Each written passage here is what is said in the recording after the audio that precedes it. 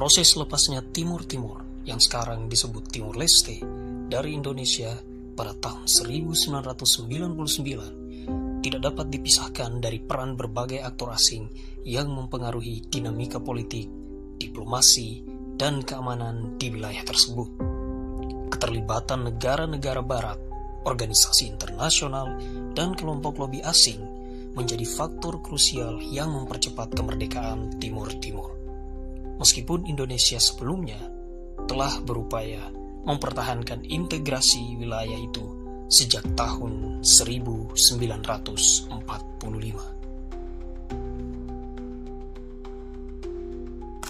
Setelah Portugal meninggalkan Timur Timur pada tahun 1975, akibat revolusi Anyelir, Indonesia menginvasi wilayah itu dengan dalih mencegah penyebaran komunisme di Asia Tenggara. Invasi ini didukung diam-diam oleh Amerika Serikat dan Australia yang khawatir Timur Timur akan menjadi negara Marxis seperti Angola dan Mozambik.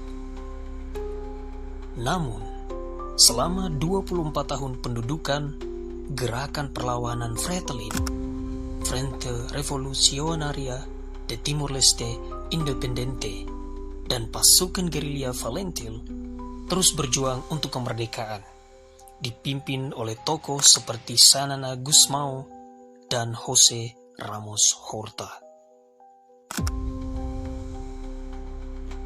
Pada 1990-an, situasi global berubah drastis. Berakhirnya Perang Dingin membuat isu hak asasi manusia dan self-determination menjadi prioritas politik Barat. Timur Timur yang sebelumnya diabaikan mulai menarik perhatian dunia karena laporan-laporan pelanggaran HAM oleh militer Indonesia.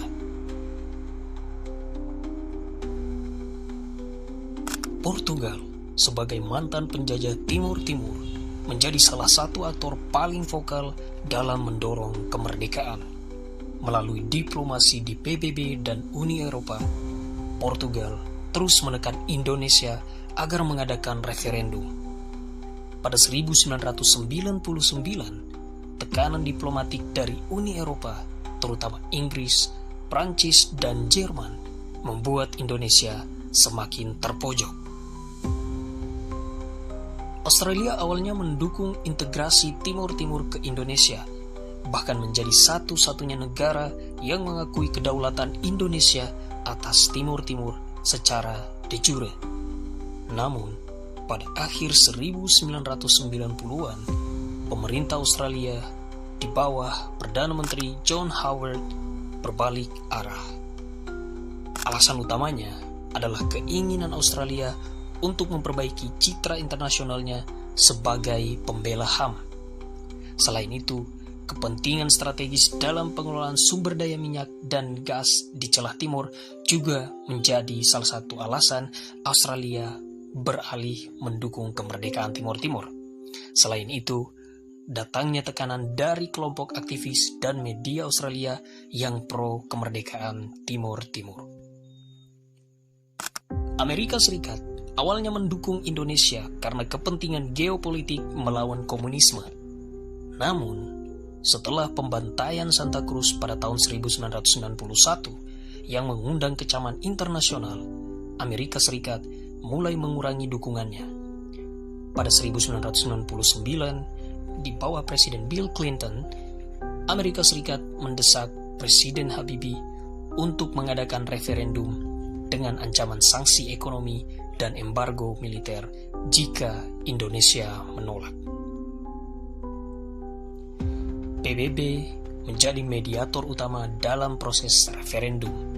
Resolusi PBB nomor 1246 pada tahun 1999 membentuk UNAMID, United Nations Mission in East Timor, untuk mengawasi jajak pendapat. Setelah hasil referendum menunjukkan 78,5% memilih merdeka, militer Indonesia dan milisi pro-integrasi yang didukung oleh TNI melancarkan operasi 1998 telah melemahkan Indonesia dan tekanan internasional memperburuk posisi tawar Jakarta. Selain itu, legitimasi gerakan kemerdekaan, dukungan asing, memberi Fretilin dan CNRT atau Consejo Nacional de Resistencia Timorense legitimasi global. Intervensi militer langsung dari Interfaith yang didukung oleh Amerika Serikat, Australia, dan Sekutu secara efektif mengambil alih keamanan Timur Timur dari Indonesia, dan hal ini memaksa TNI untuk mundur.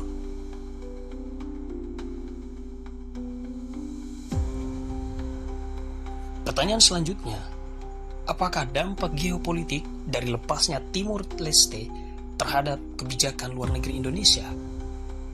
Lepasnya Timor Leste pada tahun 1999 bukan sekedar kehilangan teritorial saja, tetapi juga menjadi titik balik dalam politik luar negeri Indonesia. Peristiwa ini memaksa Indonesia mengevaluasi posisinya di kancah global, terutama terkait isu kedaulatan, HAM, dan ketahanan terhadap intervensi asing.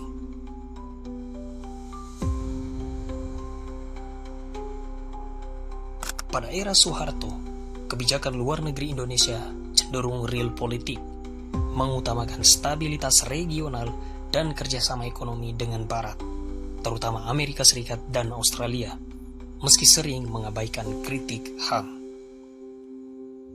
Pasca Reformasi 98, Indonesia beralih ke pendekatan multilateral yang lebih hati-hati, mengedepankan diplomasi di forum PBB dan ASEAN untuk menghindari isolasi internasional. Sebagai contoh, Indonesia aktif mempromosikan soft power melalui demokrasi dan Islam moderat. Timor Leste yang merupakan anggota ASEAN ke-11, tetapi proses integrasinya lambat karena kekhawatiran Indonesia tentang pengaruh asing di kawasan. Indonesia kini lebih vokal menolak intervensi asing dalam isu domestik negara anggota ASEAN, misalnya dukungan terhadap Myanmar junta meski dikritik oleh Barat. Indonesia juga menyadari bahwa dukungan pada era SBY, kedua negara membangun kemitraan ekonomi dan keamanan, misalnya Lombok Treaty pada tahun 2006, tetapi kedua negara baik Indonesia maupun Australia tetap saling menaruh curiga. Isu seperti spionase pada pasca 99, Indonesia mengurangi ketergantungan pada Amerika Serikat dengan memperdalam hubungan dengan Tiongkok melalui investasi infrastruktur dan pembelian senjata. Indonesia juga menolak tekanan HAM Barat dengan argumen non-interferensi. Sebagai contoh, penolakan investigasi HAM pada kasus 1965 dan Papua. Barat kini lebih berhati-hati mengkritik Indonesia, mengingat perannya sebagai moderator di isu seperti Ukraina dan Palestina. Selain itu, diberlakukannya kebijakan otonomi khusus untuk Aceh pada tahun 2005 dan Papua pada tahun 2001 sebagai benteng terakhir melawan disintegrasi. Timor Leste kini menjadi medan persaingan pengaruh antara Australia dan Tiongkok. Australia yang menguasai lepas pantai minyak Glacier Sunrise, sedangkan Tiongkok yang melakukan investasi. Lepasnya Timor Leste mengejarkan ketergantungan pada sekutu asing juga memiliki resiko, terutama jika kepentingan mereka berubah. Sebagai contoh, Australia dan Amerika Serikat. Selain itu, isu HAM bisa menjadi alat intervensi sehingga Indonesia kini lebih ofensif mempromosikan narasi sendiri di forum internasional.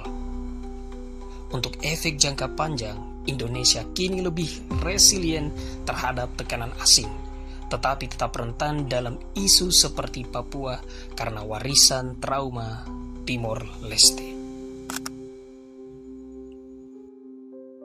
Terima kasih telah menyaksikan video ini. Semoga bermanfaat. Sampai jumpa di video selanjutnya.